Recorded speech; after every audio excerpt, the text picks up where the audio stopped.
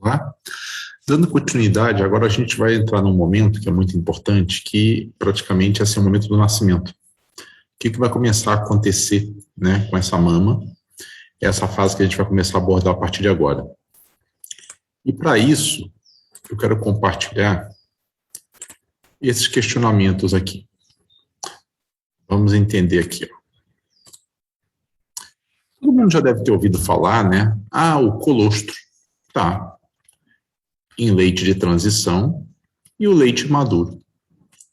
Interessante ressaltar isso que, lembro mais uma vez, naquela célula, entendam, célula alveolar mamária, da mama.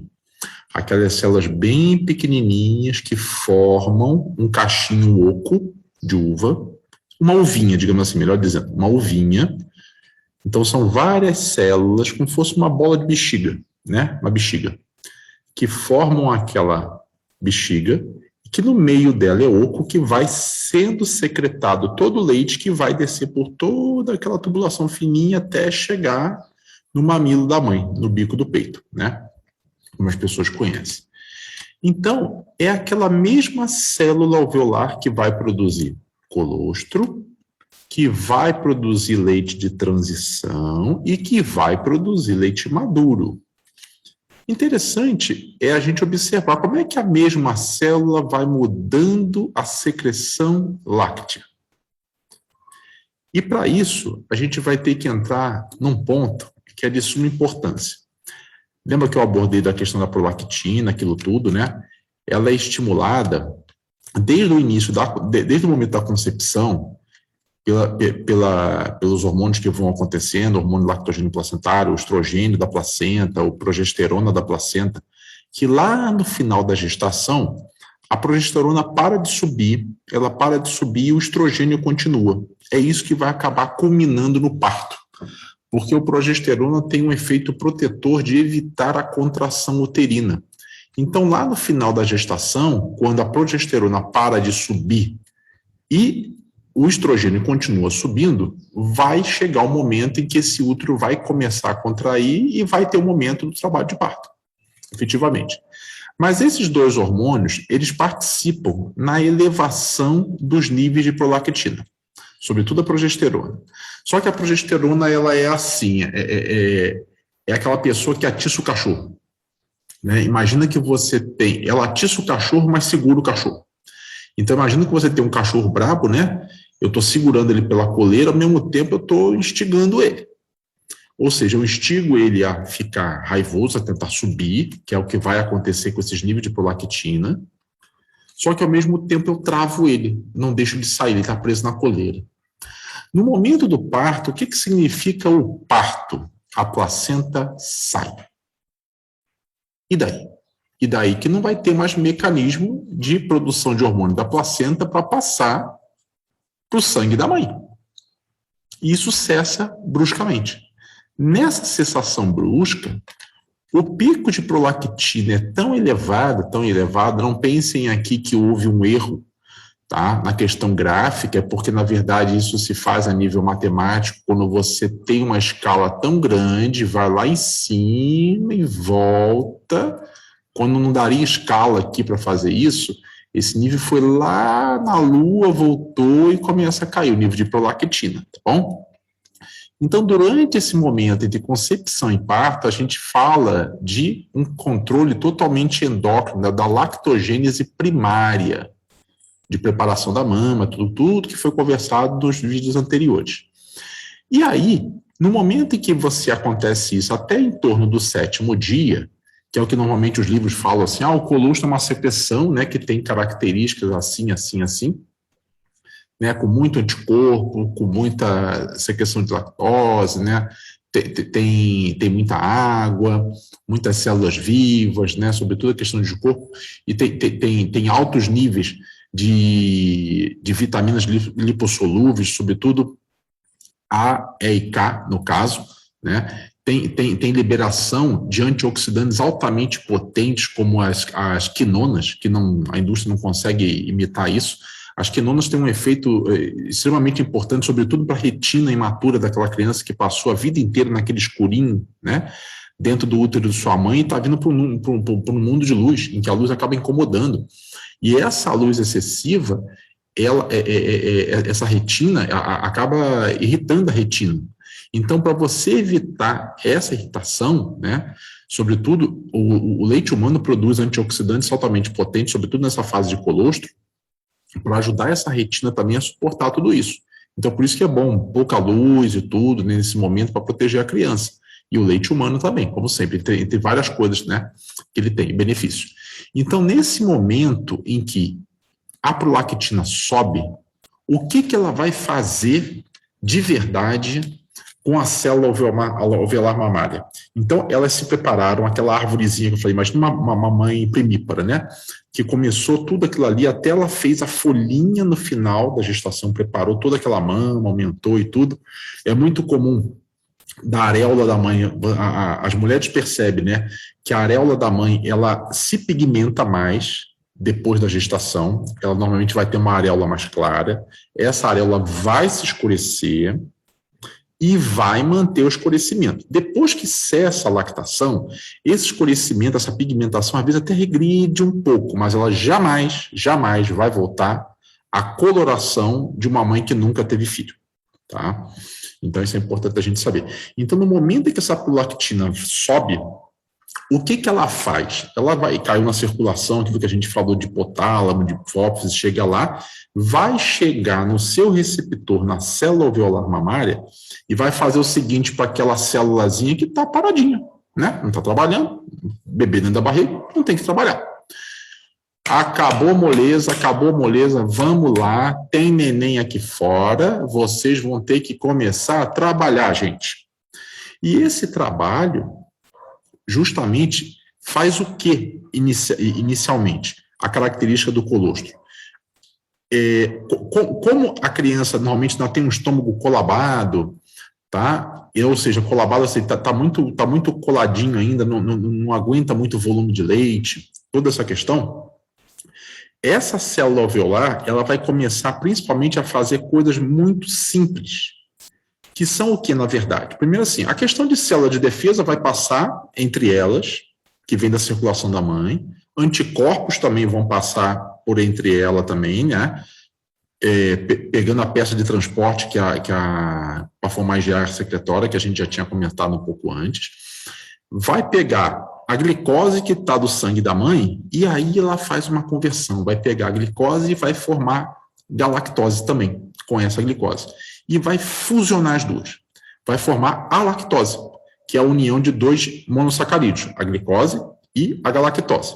Tão importante para a formação do sistema nervoso central também. Então, vocês vejam, vai passar vitaminas, vitamina também a gente não secreta, né? Digamos assim, claro, você entra em formas ativas de vitamina D e tal, essa questão toda. Mas nós precisamos das vitaminas por fora. Então, ou seja, tudo que vem direto do sangue da mãe é passado por essa mama e cai naquela secreção em pequeno volume, os antioxidantes, tudo isso. E vai aí. Agora, principalmente a lactose, porque o carboidrato é fundamental. Desde o início da vida. É que nem essas coisas doidas que as pessoas fazem de dieta low carb. Isso aí não tem cabimento nem bioquímico, nem fisiológico, né? Estimulação de low carb. Então, no início da vida também não pode ser low carb.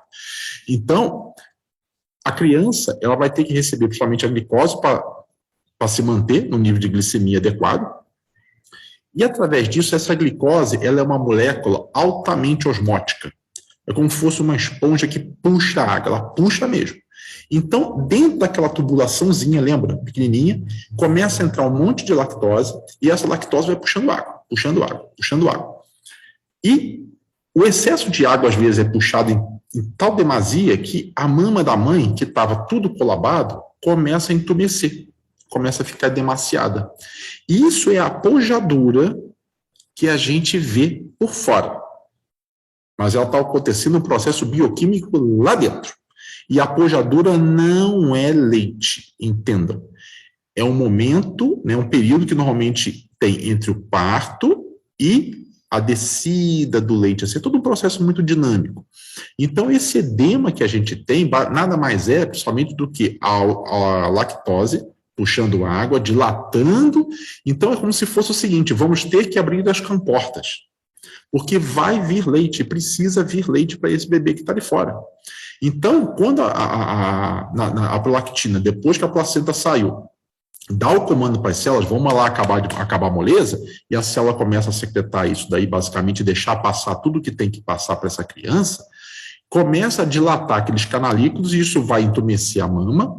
Tem vezes que chega um entumecimento tão grande, sobretudo nas mães primíparas, tá? Depende de cada mulher também, que o volume da mama aumenta, às vezes, 2 números de sutiã, né? 2 medidas, não entendo muito bem disso, e aumenta mesmo. E a gente vê aquela mama muito grande, né? Quando a gente fala assim, nossa, olha o peitão que ela tá.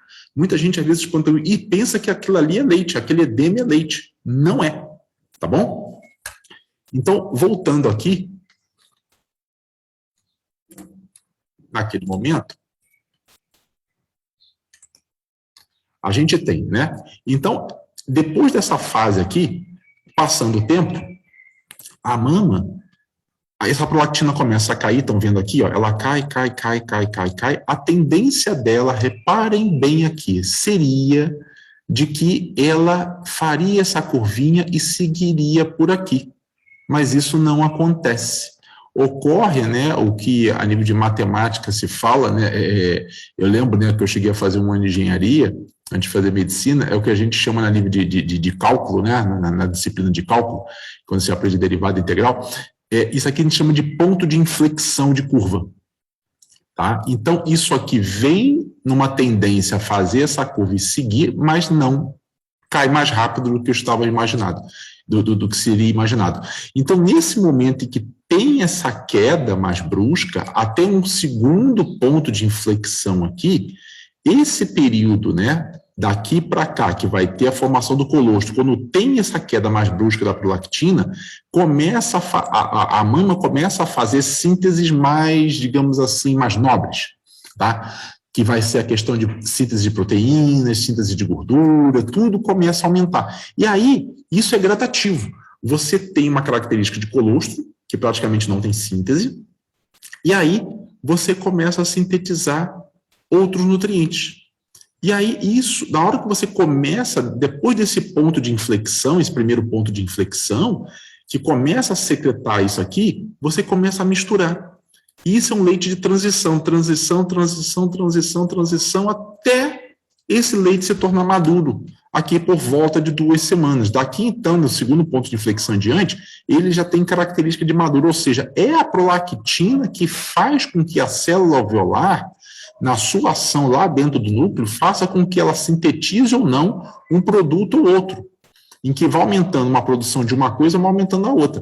Isso não quer dizer que o leite maduro não tem anticorpo. Isso vai ser compensado pelo volume, porque no início o volume é bem pequeno. Então a concentração de anticorpos é muito grande, porque o volume é pequeno. Mas depois que o volume está grande e a criança mama mais, ou seja, ela acaba mamando tanto anticorpo também, células de defesa, mas compensada pelo... vai estar diluído, é óbvio, porque o volume aumentou. Mas o valor total, absoluto, normalmente ele se mantém. Entende? Aquele anticorpo que eu falei, que ele vai atapetar toda essa criança que está vindo agora para um mundo que não é estéril. Então tá cheio de bactéria, cheio de vilão querendo pegar e entrar nesse bebezinho. Então recebe uma carga muito grande de anticorpo, lactose para ele se manter com uma glicemia boa, antes de se preocupar em ganhar peso. Isso é depois.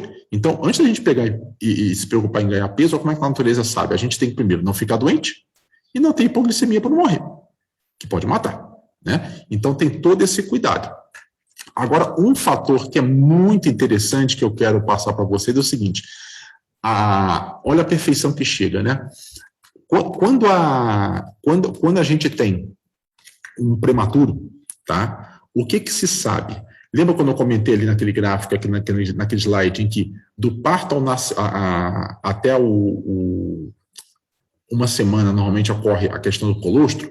Quando é prematuro, observaram-se o quê? Quanto mais prematuro uma criança aquele tempo de colostro ele se amplia. Foi visto até uma ampliação de até 3 semanas. Então, é uma coisa que é até interessante, que eu imagino até que tenha acontecido, é claro, né? Porque o meu filho nasceu, né? O meu primeiro filho nasceu de 30 semanas de gestação. foi uma gestação muito problemática. Hoje ele está bem, tudo bem, 19 anos, né? Foi só um susto na época. Mas, então, as mães, quanto mais prematuras têm seus filhos, aquela primeira curva, aquele primeiro momento em que ocorre aqui, dessa inflexão, ela se retarda. Retarda, pode retardar em torno até de 3 semanas, e viram que é sempre assim. Quanto mais tempo a criança nasceu, digamos assim, desculpa, antes da época, mais importante é com relação à secreção de, de colostro para ela, tá bom? É que a câmera saiu aqui, não sei o que aconteceu. Estou voltando aqui agora. Tá? Então, isso para vocês verem como é que a natureza sempre tenta preservar essa vida, né? Isso é muito importante, isso é muito bonito. Mas depois do momento que, mesmo que tenha prorrogado esse tempo de colostro, aquele intervalo de uma semana de leite de transição para depois chegar no leite maduro, ele se mantém, tá? E realmente não viram alterações que fossem significativas com relação a isso, não, mas só com relação ao colostro, tá bom? Depois a gente vai continuar, depois dessa questão toda, para entender melhor, né? A questão da apojadura com relação ao engurgitamento mamário, como é que se trata, tá bom?